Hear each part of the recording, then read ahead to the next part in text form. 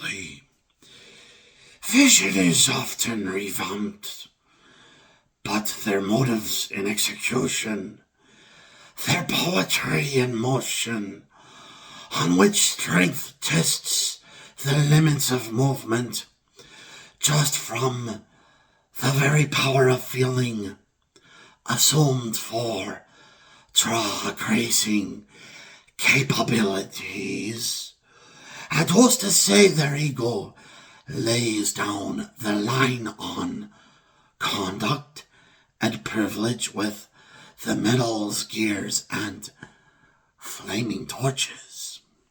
Another vibe, as indicated on my TV screen, resumes its friction in sound as well as image, taken for granted with, take it for dead, and take it for something else by the hosts, since all of this talk and yap gets them worked up over someone who finds any kind of driving boring.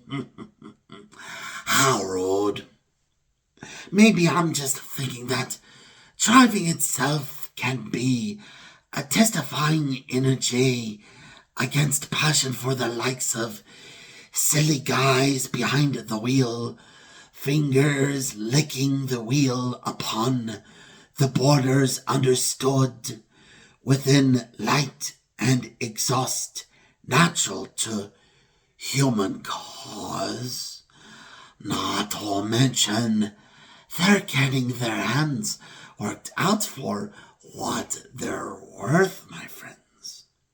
Enough happens between the lines flown around the bends under chit-chat for vision, aggression, and nasty beauty expressed on glee for boredom and rectification.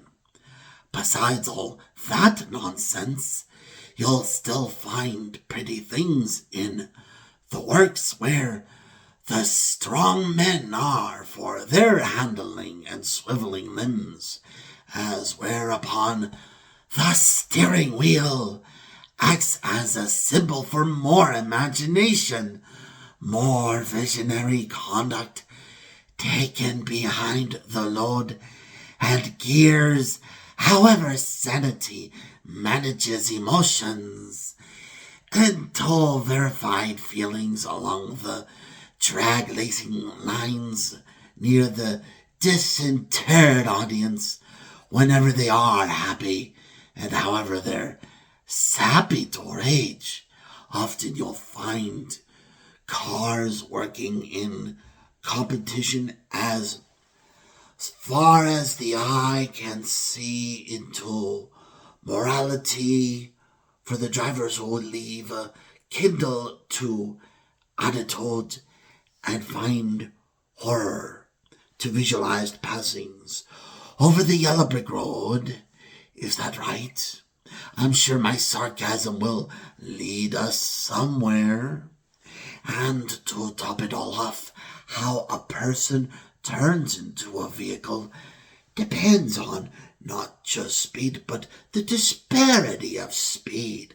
Wheel to hand, hand to wheel, eyes to other eyes, where beauty reigns on a short count for dragging and racing over the visionary path across the board into subtle madness I'm rectified for.